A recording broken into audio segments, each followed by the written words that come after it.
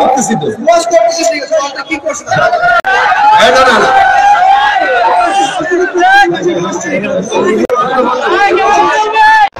আমাদের আফসোস করার মতো অবস্থা নাই। আমরা যাব কোথায়, কার কাছে বিচার দেব? সরকারের কাছে? ওগুলো আরো বড় শয়তান। যারা গিয়েছিল তারাও যেমন, যারা আছে এরাও তেমন, সামনে জানি না আরো কোন বড় শয়তানরা আসে। আসতে বলেন ঠিক? হয়তো লেগে যাচ্ছে আপনাদের, মাথায় রাখবেন এটা। আপনার দলের নেতা আপনার রবের চেয়ে বড় হয় নাই, আপনার দলের নেতা আপনার নবীর চেয়ে বড় হয় নাই, আপনার দলের লিডার ইসলামের চেয়ে বড় হয় নাই।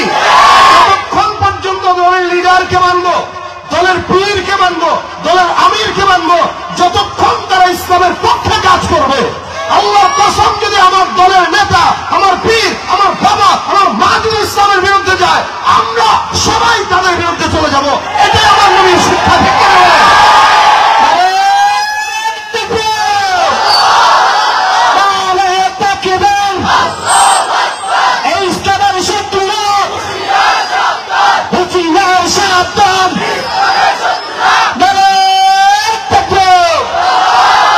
কোরআনের সৈনিক আমি, নেই তো কোনো ভয়, এক আল্লাহর গোলাম আমি, এই তো পরিচয়।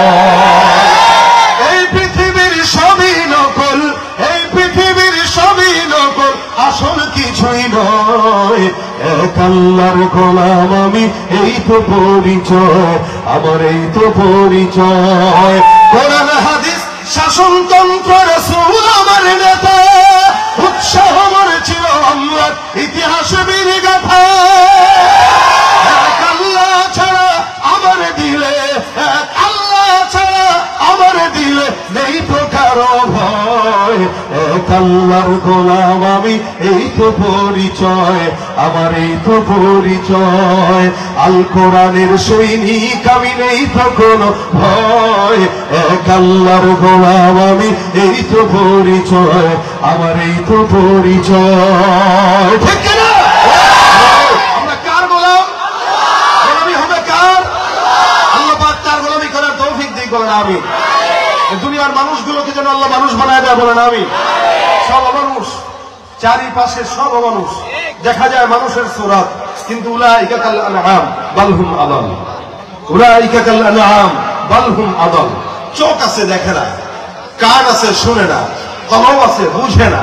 আসলে কি বুঝে না? বুঝে। দুর্নীতি ঠিকই বুঝে, চাঁদাবাজি করতে হয় বুঝে, কিভাবে মানুষের হক নষ্ট করতে হয় বুঝে, কিভাবে ওজনে কম দেওয়া লাগে বুঝে। আমাদের চেয়ে ভালো বুঝে, আমাদের চেয়ে ভালো বুঝে। শুনে না, আসলে কি তাই? শুনে। কি শুনে? গান শুনে।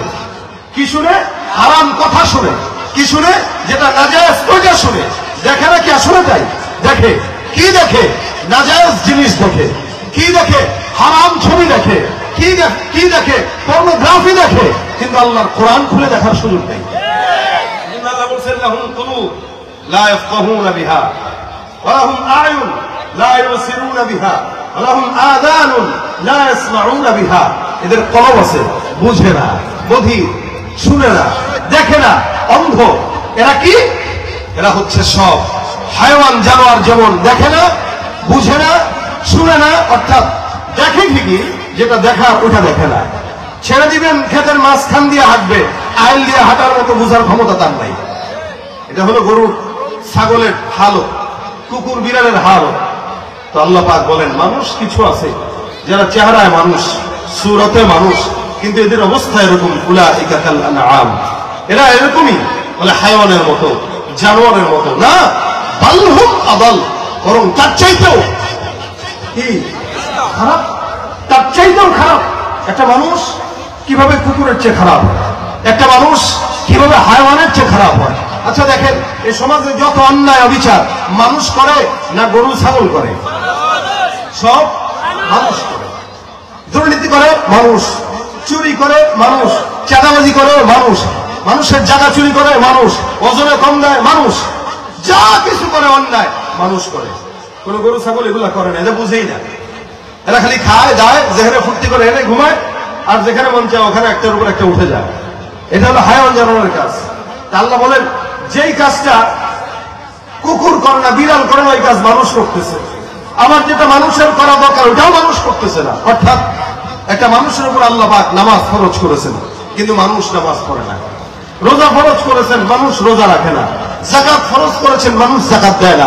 দ্বীনের পথে চলার জন্য আল্লাহ বলেছেন, এটা চলে না।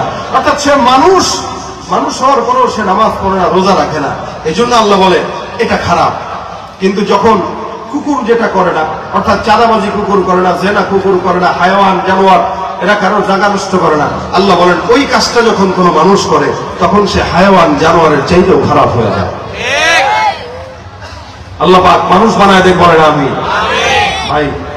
পরীক্ষার জামানা, অনেক পরীক্ষা চলতেছে, চতুর্দিকে অন্যায় অবিচার, এর ভিতরে ঈমান নিয়ে বেঁচে থাকাটা রাসূল সাল্লাল্লাহু আলাইহি ওয়াসাল্লামের হাদিস অনুযায়ী একদম বর্তমান সময় মিলে গিয়েছে। রাসূল বলেছেন শেষ জামানায় আগুনের অঙ্গার হাতে রাখা যেমন কঠিন হবে, ঈমান হাতে রাখা বা বুকে রাখা তার চাইতেও বেশি কঠিন হবে।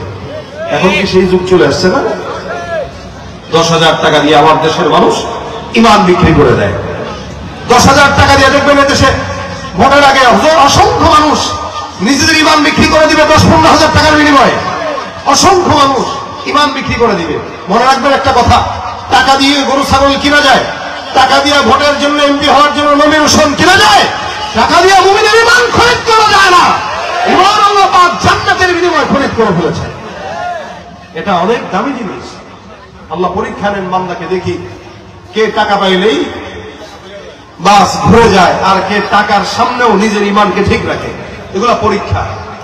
এই কারণে আল্লাহ পাক বলেন وَلَنَبْلُوَنَّكُمْ بِشَيْءٍ مِّنَ الْخَوْفِ وَالْجُوعِ وَنَقْصٍ مِّنَ الْأَمْوَالِ وَالْأَنفُسِ وَالثَّمَرَاتِ।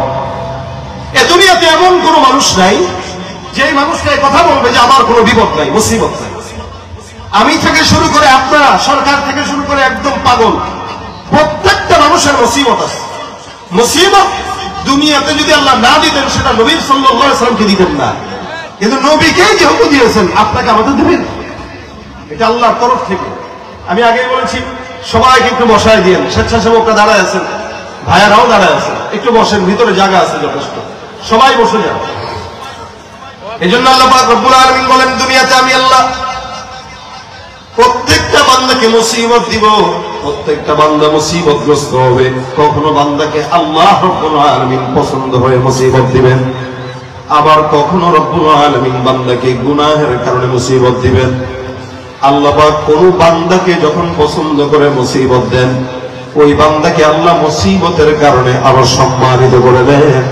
আর যেই বান্দার নাফরমানির কারণে আল্লাহ পাক বিপদগ্রস্ত দান করেন, ওই বান্দাকে আল্লাহ পাক নাফরমানির কারণে বিপদ দিয়া বান্দাকে আরো সম্মান নষ্ট করে দেন।